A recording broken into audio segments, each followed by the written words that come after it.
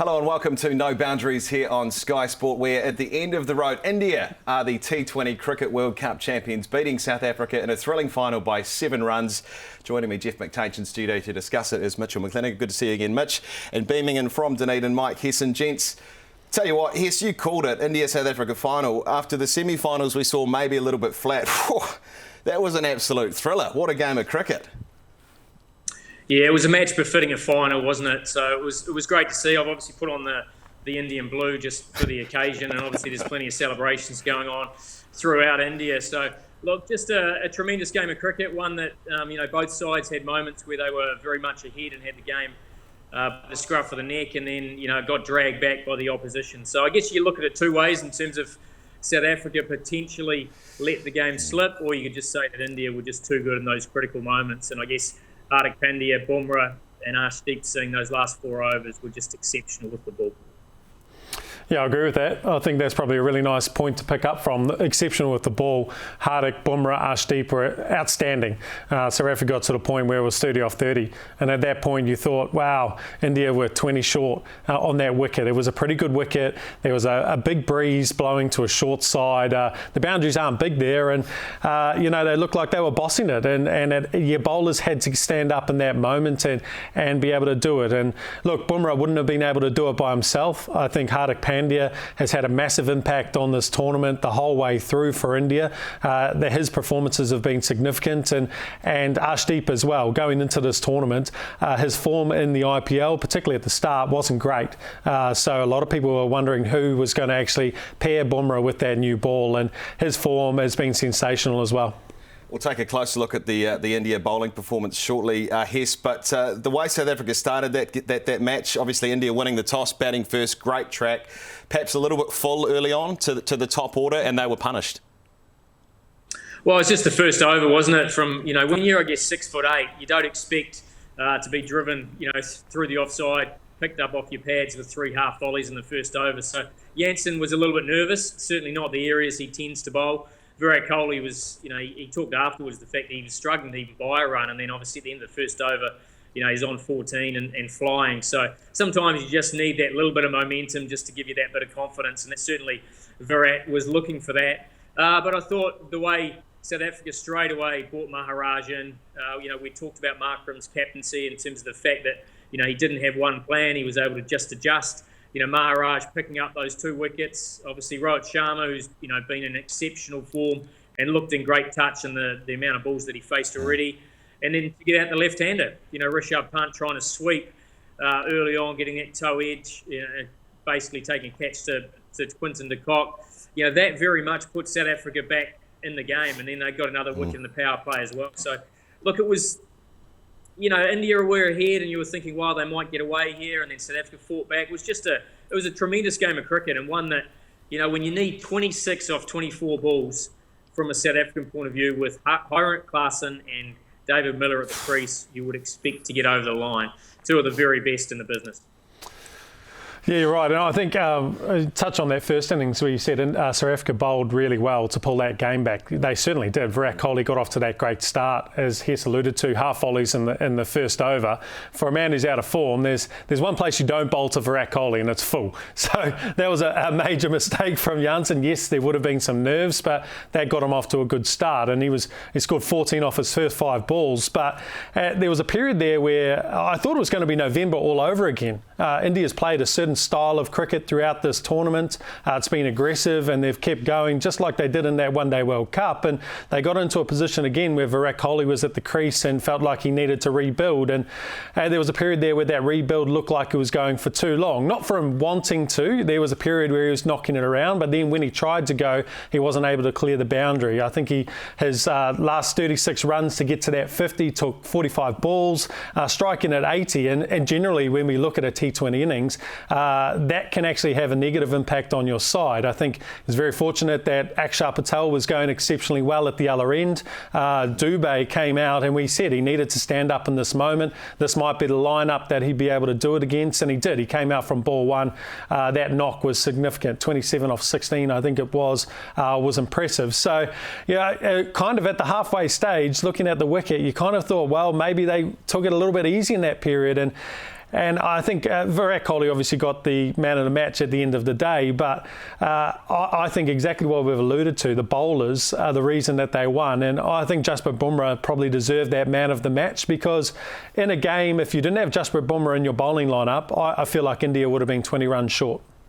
What does it say about Virat Kohli, Hess? First World Cup 50, an epic knock, anchored the innings, and as Mitch said, he really only started to clear the boundary back half of that innings. Huge 6 over wide mid wicket in the 19th. Really started to put the foot. Maybe left some runs out there, but the pace of his innings, the way he balanced it, was just exceptional. Well, he was only able to play that way because of Akshar and Dubey, as Mitch has alluded to. And Akshar's innings hasn't had a huge amount of reporting on it, but I think it was really very, very good. He came out, he took the pressure off Virat, allowed him to just play that anchor innings, which they haven't seen from Virat throughout this tournament, because he's had to play another way, or he's chosen to play another way, or he's indeed has been asked to play another way. We're unsure, but he's been aggressive, ultra aggressive.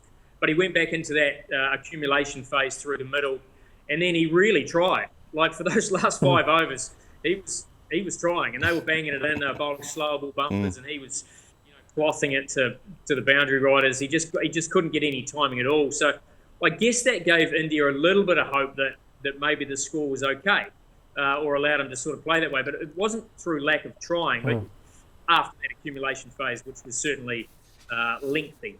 But yeah, Akshar Patel's innings was amazing. And you see Quinton de Kock, once again, that run out put it back in South Africa's favour again. That game was very much heading India's way, and a direct hit from sort of 35 metres away was just an exceptional piece of cricket. So yeah, I just love the game. I thought Virat, whether he gets man of the match or not, obviously if they lost, there would have been plenty of talking points, weren't there, around him going too slow, but in the end, a nice way for him to finish in such a wonderful career. As he said, Mitch, and we talked about it last week, Klaas and Patel, they were going to have a huge impact on this final. Quinton de Kock, as he said, direct hit. Patel goes 47 off 31, 4 huge sixes. But, we talked about it also off air. India sometimes play mind games with themselves. They go into their shells a bit, but they didn't. Foot kept, foot on the throat. Dubey comes out, keeps playing, and they post a good score. Yeah, absolutely. I think Dubey's just been that sleeping giant throughout that tournament. We've seen what he's done in the IPL this season, particularly for Chennai. And when you get smaller boundaries, a decent wicket against a spin attack, he's always going to be a major threat. So that was huge. Look, there were so many moments throughout this game. I think you've got to, like you touched on, for South Africa to swing it back their way in that chase, it was always going to have to be Klaasen who had to step up. 52 off 27. That's an amazing knock. It really, really is. And he took down the man we spoke about. We said in the last show that he struck at 170 against Akshar Patel. Well, he didn't strike at 170 this time. He struck at 400. He took it for 20 off 5. And that swung it back South Africa's way. And look, you can say that maybe the captaincy from Rohit at that particular point to bowl Akshar might not have been right. He might have needed to bowl Hardik that over potentially. But sometimes you've got to go with your gut, and Akshar Patel's been in good form throughout this tournament. So that was the decision. But what I loved is the next over, when Hardik Pandya came on to bowl, he went straight to a wide slower ball. And if you do your research on Heinrich Klaasen, that's probably one of the best balls you can possibly bowl to Heinrich Klaasen. And to execute it probably looked like just a random nick behind of a slower ball, but there was a lot of planning that went around that. So it was smart decisions from Hardik Pandya under pressure to be able to, choose that ball and back it against Heinrich Klaasen, who was smashing it, and then to execute the skill. Hess, the way India started in that second innings, Bumrah, the outswinger, was a stunning wicket, taking Hendricks. Markram goes, and you're thinking, OK, do the wheels fall off quickly here? But, Stubbs plays on for 31, 70 for 3 at that stage. But as we've talked about, Klaasen, he shows up and he's hitting it not just into the crowd, he's hitting it out of the ground. And you're thinking at one point, 151, less than a run of ball, 6 in the hut. They've got this. They've got this. What on earth happened? I know Pandya came out, picked up the big wicket of Klaasen, as Mitch has said, but gee, man, that was South Africa's right there. Yeah, it certainly was. We said 26 off 24. Heinrich Klaasen absolutely flying, and only 1 over of Bumrah left. At that stage, you're thinking, "Wow, we are bossing this game." And as I said, David Miller as well, who was in the game. So, I mean, you sort of had visions of both changing rooms, both dressing rooms, and South Africa was there was a bit of smiling, but a bit of seriousness too. And then, India were very much sort of scratching their head, going, "Well," they had a close up of Rohit, who was, looking to the sky and just having a wee rethink about things. And then Rishabh Pant went down with a little knee strapping, needed to sort of calm things down, give India a little bit of time to think about their planning, and just basically hold the momentum a bit. I mean, South Africa could have won that in two overs, with a couple of overs to spare. So just a little bit of time to regather, and then, as I said, first ball after that break, Hardik got Klaasen, as Mitch has alluded to, and then the game changed. But we can't forget about Surya Kumar Yadav's catch. I mean, 16 off 6. David Miller facing Hardik Pandya, and that wide full toss. I mean, it's one of the balls that he would normally hit 10 rows back. He got a decent piece of it, but that catch of Sky's was exceptional, especially with the pressure that was under. The awareness and it's just the calmness under pressure. That, to me, changed the game. Yeah, I've seen him promote National Yoga Day before. So look, I'll tell you what, he's doing yoga every day to be able to have the balance to take that catch. It was exceptional. You're right here. So if that goes for 6, South Africa do it at a canter. There's no doubt about it. 10 off 5 on a ground with that breeze, under pressure. It's going to be very, very difficult to be able to defend that. So that moment was huge. It was arguably the best catch of the tournament in such a significant moment. And it's going to be highlight reels for a long period of time. I think he needs to get some royalties on that, because that's just going to get played over and over again. We talk about some of the greatest catches we've ever seen. Skippy Sinclair, for me, on the Boundary VB series, probably one of the best. Paul Collingwood springs to mind as well. But a moment in a World Cup final, Hess, to take that catch, given what it could have done had that ball cleared the boundary in the outcome of the game, where does that catch sit for you? Oh, look, it's the best under pressure. I mean, it's not a one-handed specky. It's not, but it's just that calmness under pressure, the clear head, and just the occasion. I mean, Smithy, as he was calling it, Ian Smith, he thought it had gone for 6. He thought that was the momentum that they needed, and it needed something, incredibly special. It was windy, as Mitch said, so the ball doesn't just fly to you, and it's oscillating all the time. So to keep your balance, to keep your head still, to keep your composure in a match-winning moment. It's probably the best for me. Virat gets man of the match, and I guess given his innings, fair enough the way he anchored it, Mitch, but Pandya comes in and changes the game. Yeah, he did. Oh, that wicket was significant. Yep, and obviously that David Miller wicket. Look, he's tried to go wide hole, which, yes, he missed it. It was a low full toss, but he played the percentages. He tried to take it outside of his arc, someone who's so powerful with the bat, particularly on the leg side. So again, it was a smart decision. He was clear in his processes throughout the whole game, and we've seen throughout this tournament he's just got better and better. So, yep, that was massive, but I just can't look past Jasprit Bumrah. I just cannot look past him. I mean, he got man of the World Cup, right? Man of the series, man of the World Cup. Look, I think that was well deserved. He was just exceptional the whole time. His economy rate throughout this tournament was 4.12. 15 wickets at 4.12 as an economy rate. That's unheard of. I genuinely believe now the conversation needs to start being had that he is probably the best white ball bowler as a seamer that we've ever seen all time. Wow. Yes. Okay, so we'll start our awards section, folks, on the show now. We're going to hand out some awards for this Cricket World Cup. Bumrah is the bowler of the tournament, according to Mitch. Hess, do you agree? Any others that you think should be considered? Oh, look, I think honourable mention, someone like Faruqi. He was impressive throughout. He got a lot of his wickets against the lesser sides, though, when you sort of look at it with a little bit more detail. And unfortunately, I put New Zealand in that boat. He got 4 against us, but he got his wickets on surfaces that weren't great. I mean, Bumrah, the thing with Bumrah is that every side tries to go, look, we're going to, we're not going to take him on. We're just going to try and make sure he doesn't get any wickets or whatever, and they can't do it. So not only does he not go for any runs, he keeps picking up wickets at key times. So he is unbelievable, and he can bowl at any phase of the game. The fact that he can only bowl 4, I'm sure the Captain Sharma would like another couple up his sleeve. He is by far the best going around. Is that the reality? Sorry, Mitch. Is that the reality? You're going, okay, we're facing Bumrah. We won't take him on. We'll just accept that he's probably going to knock over 3 batsmen. It's a really tough one, right? I think potentially there's got to be a mindset change against him. Yes, he's so good, but if you look to just play him out, it's like the Rashid effect. If you just look to play Rashid Khan, then he's probably going to take 2 for 16 instead of maybe 2 for 35. I think you've got to still go out there and be positive against him, because that economy rate that he goes at now is so significant in pulling teams back. And if he gets a couple of wickets as well, the game changes and you're under a lot of pressure. So teams might have to start really trying to take some chances against them and saying, yes, if we are more aggressive against Jasprit Bumrah, he might take 3 wickets, but he might take 3 wickets for 36 or 38, and then at least we're not behind the run rate like teams are starting to do with Rashid Khan. So, look, as Hess alluded to, you can't just sit on him anymore, because he does what he's done throughout this tournament. Take him on. Hey, Hess, best batsman. I know Rohit Sharma and Virat Kohli said they're pulling stumps on T20I cricket. But Rohit, for you, Rohit Sharma, would he be top of the heap after this World Cup? Look, I think Rohit played the best innings of the World Cup, and we'll talk about that in a minute.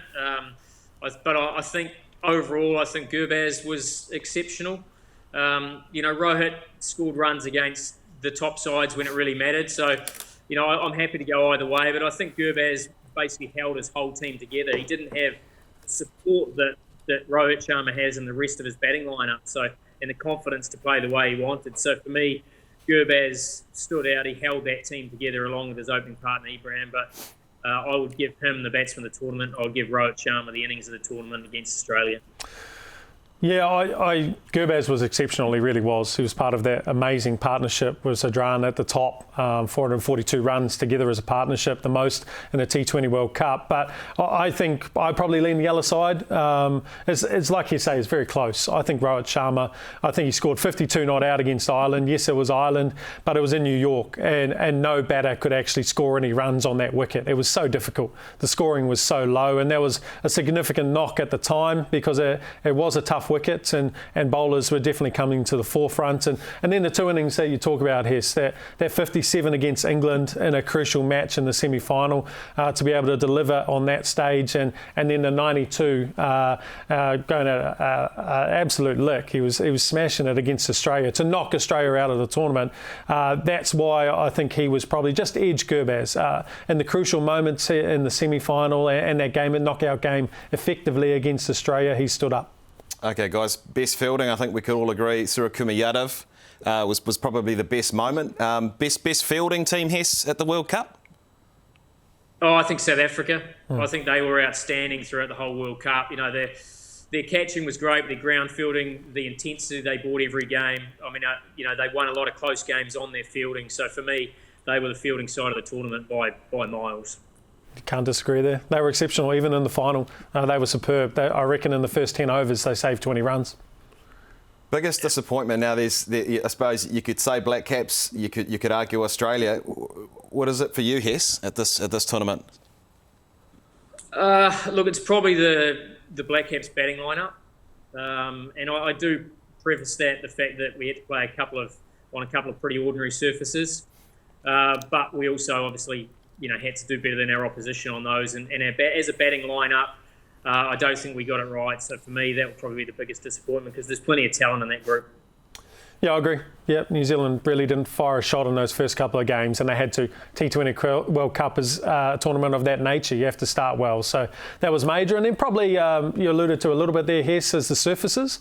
I think the surfaces weren't befitting of a World Cup. I thought they made it a bit more of a lottery if you won the toss, and because no one really knew what the wickets were going to do, and they were terrible at times. So for me, that was probably the biggest disappointment. What did the ICC take out of this, Hess? Obviously, there's been a lot of criticism aimed at the pitches, the state of the wicket. How do they change things up ahead of the next showpiece? Well, I think they've got to keep sharing it around. I think the ICC also need a little bit of credit in terms of the fact they stretched it to 20 teams. I think having that many teams in the World Cup is great for the growth of the game. And even though, we saw, Uganda at times get outplayed, or Papua New Guinea or whatever, we also saw them win some matches. Their World Cups were almost when they had to play a game against each other. And the passion of their supporters. So I think the chance to grow the game, not only in the USA and trying to genuinely, get a real piece of that market in the USA market. I think just the fact that, you've involved a number of more teams in the World Cup. So I really enjoyed the tournament. Sure, the surfaces weren't great, but, as Mitch will know, there's probably no real surprises there. The West Indies pitches have been average for a long, long time. So if the ICC want to keep growing the game, maybe they need to send some key personnel to those tournaments a little bit earlier. Speaking of surprises, Mitch, I think we could all agree surprise package at this tournament, Afghanistan, and also a certain moment in a certain game as well surprised everybody behind the wicket. Yeah, look, I wasn't surprised with how Afghanistan performed. I thought they were exceptional. I think on the whole, I was probably more surprised with how the other associated nations went and how competitive they really were. Nepal against South Africa were amazing. They almost got across the line in that game. That run out at the end. Again, Quinton de Kock being involved in that. So all of that stuff was very surprising to me that they were so competitive on that stage. But yeah, you're right. The surprise tactics from Gulbuddin Nayyab in that game, absolutely astounding. Ahead of by one run on Duckworth Lewis, Jonathan Trott signalling to slow the game down on the sideline, and it looked like he'd been shot. I've never seen anyone recover from a pulled hamstring so quickly, and they were saying that it was cramp, and he comes on and bowls about 3 overs later, and he definitely didn't have cramp. Because I've never seen anyone strap cramp before. He takes his strapping off before he bowls. It was absolutely ludicrous. Yes, I think he was seen running a 10K the next day. Oh, look, I mean, as a coach, Jonathan Trott, as a coach, many times you'll give it the old look, lads, but just slow down. The last thing he would have expected is Gulbuddin Nayyab to just fall on the floor in a heap. I mean, he has taken that to a next level. Obviously the Football World Cup's on and we see plenty of that there, but we don't see that on the cricket field. So it was, I don't know if you call it quick thinking or he just took it a bridge too far, really, didn't he? But for me, probably the biggest surprise was the USA. I think, we're really hopeful that they would grab this tournament by the scruff of the neck. But the way they started against Canada, that really kick-started the tournament. Aaron Jones, 10 sixes, that was an incredible innings to take his team from nowhere to win that. And then obviously the win against Pakistan. I think Pakistan was probably another side that very much disappointed, but it probably wasn't a major surprise in the end. But USA, they captured the nation. To get through to the Super 8 was fantastic. Okay, lads, a couple of final thoughts before we go. Back to that final, South Africa. Another one gets away, another choke. How damaging is this for the psyche of the Proteas? Yes. Well, I think there's people say you've got to be in one to win one, and I mean, South Africa, sure, you could say that they choked. You could also say that India fought the game back from the brink. And you'd also say that South Africa have now played a final. So now they know what it's like. They've never made a final. In New Zealand, leading up to 2015, we had neither. And then obviously 2019, we potentially almost went a step further again. So sometime then we won the World Test Championship. So sometimes you do have to actually be in those finals to get used to it, to start to get the confidence that you deserve to be there, and then step over the edge. But they will be absolutely gutted that they let that one slip, that's for sure. Yeah, majorly gutted, you're right. They got over that hurdle. Massive congratulations to Rob Bolter as well, who's over there obviously leading that side. Spent a lot of time at Otago and then Central Districts. So it's nice that he could take that New Zealand ability to get past the semi-final and make the final. But there's probably something else that needs to happen because we haven't won a final as well. So look, quality performance from them. I think what we're starting to see, and we'll see more in the next little while, is they've got a very strong domestic competition now, particularly with that SAT20, and we're starting to see a younger crop of players coming through, getting put under more pressure domestically at an earlier stage, and it's something that we as New Zealand cricket need to really seriously look at. We need to find a way to get some external investment into our local competition because you need to put your players under pressure with better players. It's been a long time that New Zealand cricket has had overseas players playing our local comp, and you just cannot continue to produce good players consistently if they're not playing against the best players under pressure. It's been a great Cricket World Cup, Mitch.